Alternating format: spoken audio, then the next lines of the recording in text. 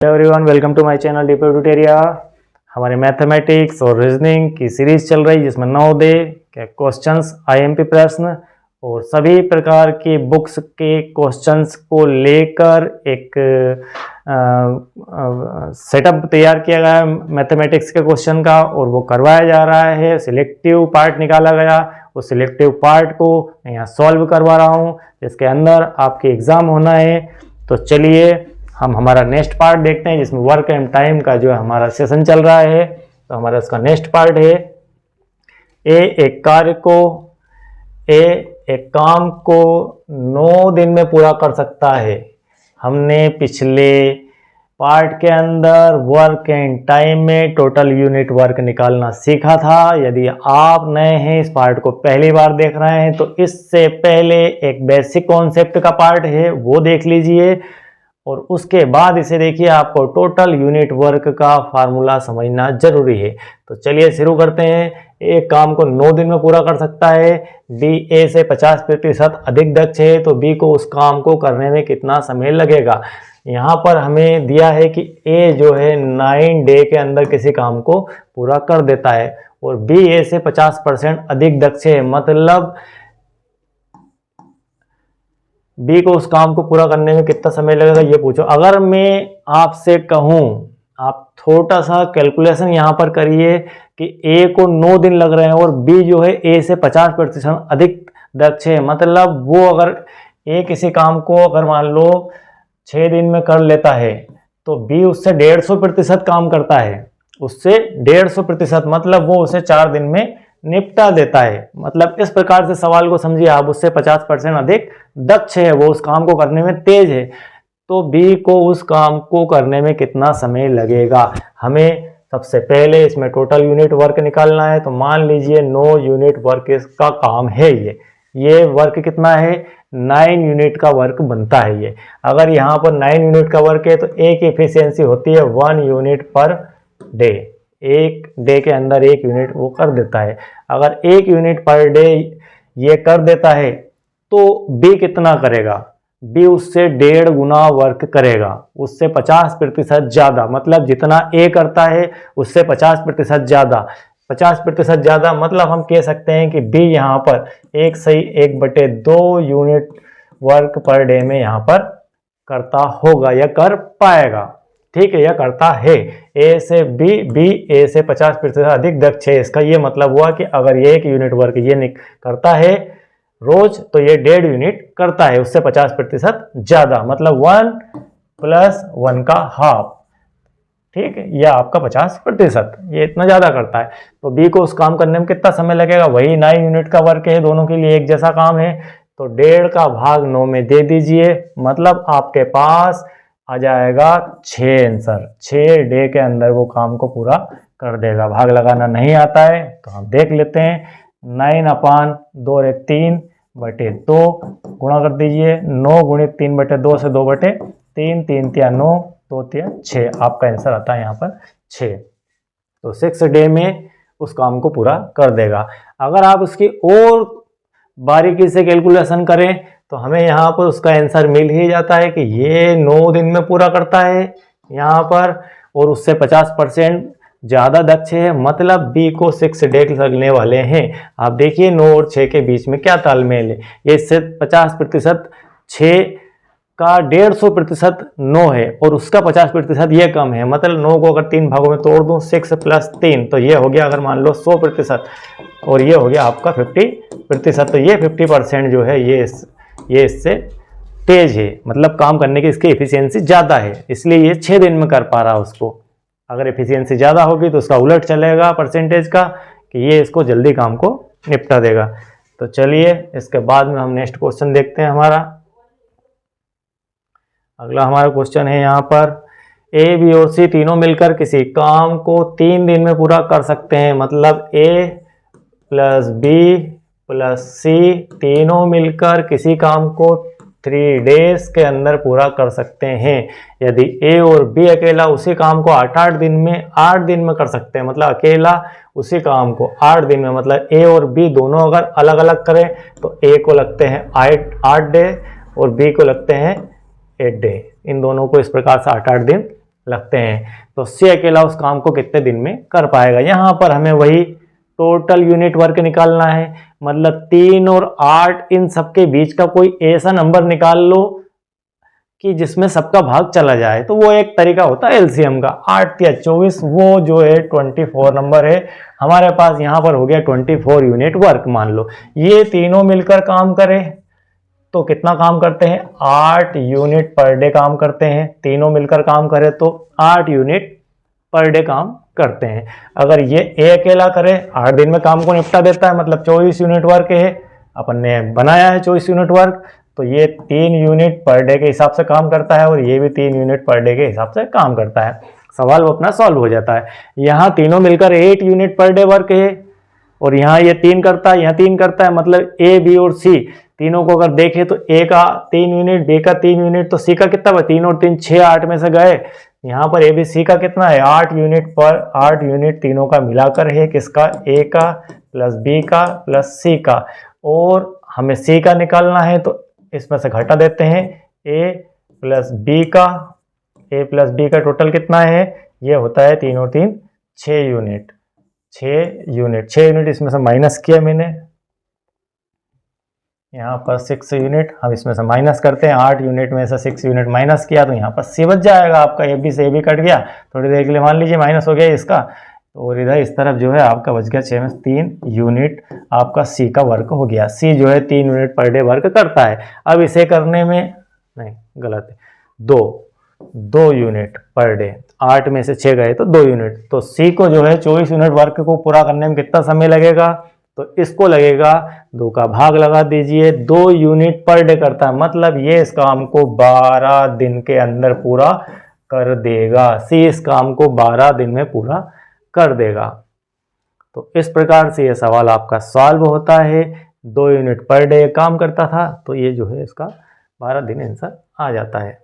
तो चलिए हमारा नेक्स्ट क्वेश्चन देखते हैं क्या आता है। अगला हमारा क्वेश्चन है, कौन सा है, अगला हमारा प्रश्न है, किसी काम को ए 9 दिन में, बहुत ही बढ़िया क्वेश्चन है यहाँ पर, ए जो है 9 डे में पूरा करता है, उसी काम को बी जो है वो 10 दिन में पूरा करता है, और सी जो है 15 दिनों में पूरा करता है। अलग अलग पूरा कर सकते हैं। यदि ए बी और सी ने मिलकर 2 दिन तक काम किया और कार्य छोड़कर चले गए तो शेष कार्य ए पूरा करता है, उसे पूरा करने में कितना समय लगेगा। क्वेश्चन थोड़ा सा लंबा है लेकिन उसमें कोई ज़्यादा मटेरियल नहीं है। हमें टोटल यूनिट वर्क निकालना है। सबसे पहले 9, 10 और 15 के बीच का एक फिगर देख लीजिए जो कि आप इन सब का भाग उसमें चला जाए, मतलब हमें इसका जो है एलसीएम लेना है। इन सब का एलसीएम ले 9, 10 और 15 का। सबसे बड़ी संख्या है यहाँ पर 15, तो 15 के मल्टीपल में वो संख्या हमें मिलेगी। 15 दूना 30, जहां 9 का भाग चला जाएगा समझ लो वो संख्या, इसका एलसीएम 15 दूना 30, 15 दे 45, 15 आप यहाँ से करते करते जाएंगे तो आपको मुझे 15 45 450, मतलब 45 वो संख्या 450 वो मिल जाएगी जिसमें 9 का भाग 10 का और सबका चला जाएगा। कुल मिला के अपने पास हो गया इसका टोटल यूनिट वर्क 450 यूनिट। अगर इसको देखें तो ये 9 डे में काम करता है, ये जो है 9 दिन में 450 यूनिट का वर्क पूरा करता है। तो जो है एक दिन का वर्क कितना होगा, एक दिन का वर्क हम भाग लगा देते हैं, 9 पंजे 45, मतलब 50 यूनिट पर डे ये काम करता है। अगर हम बी को देखें तो बी 10 डे के अंदर पूरा करता है 450 यूनिट काम, तो इस हिसाब से उसे लग जाएंगे 45 यूनिट पर डे के हिसाब से काम वो करता है एक दिन में।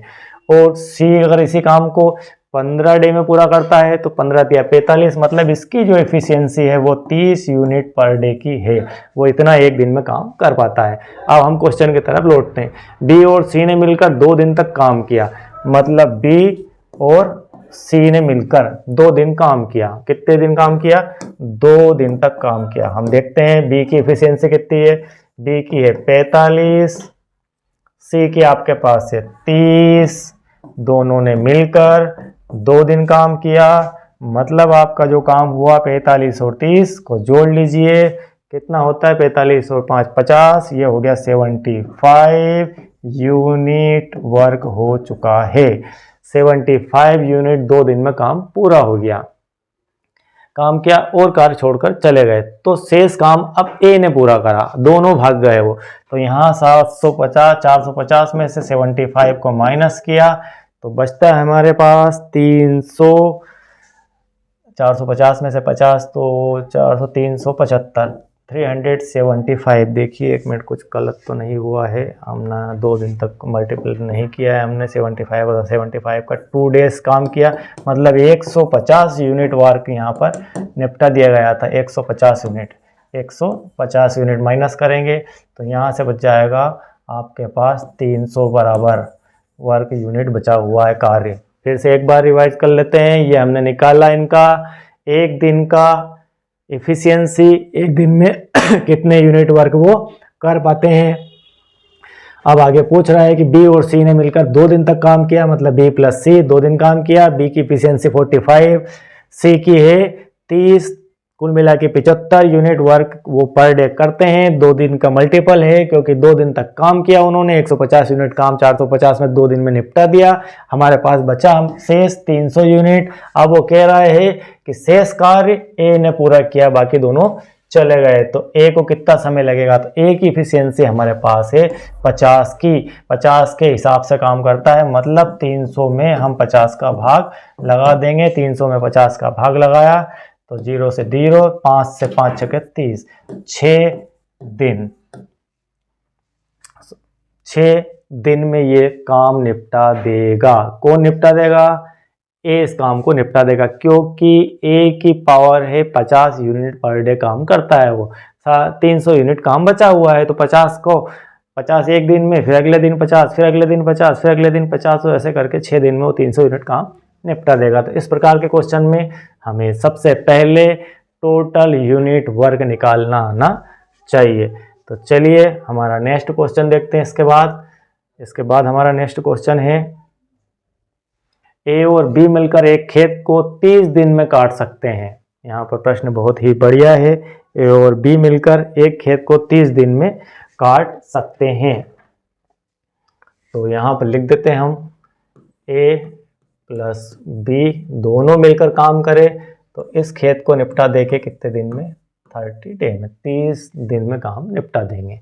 मतलब अगर हम निकालें इसका टोटल यूनिट वर्क, तो मान लेते हैं इसमें थोड़ी देर के लिए टोटल यूनिट वर्क जो है हमारा एक मोटे आंकड़े में, और कोई आंकड़ा डिजिट है क्या इसके अंदर, 20 है, चलो वो बात का काम है। तो 30 यूनिट वर्क हमारे पास है जो दोनों ने मिलकर किया। ए और बी ने मिलकर 30 यूनिट वर्क किया, और दोनों की क्षमता अगर बनाए हम तो 1 यूनिट पर डे की इनकी इफिशियंसी बनती है कि ए और बी ने किसी काम को 30 दिन में निपटाया, मतलब 1 यूनिट पर डे वो काम करते हैं, ऐसा हम मान लेते हैं। यदि 20 दिन काम करने के बाद बी चला जाता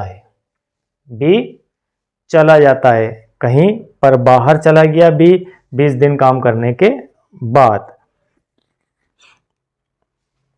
तो 20 दिन तक काम किसने किया है, 20 दिन काम किसने किया है, दोनों ने मिलकर किया है। मतलब ए और बी, यहाँ पर कंफ्यूज बिल्कुल भी मत होना, ए और बी ने मिलकर 20 दिन तक रेगुलर काम किया है, मतलब दोनों की क्षमता है 1 यूनिट पर डे की। मतलब इन्होंने 20 दिन काम किया, दोनों मिलकर 1 यूनिट पर डे काम करते हैं, मतलब इन्होंने कुल मिलाकर 20 यूनिट वर्क निपटा दिया है।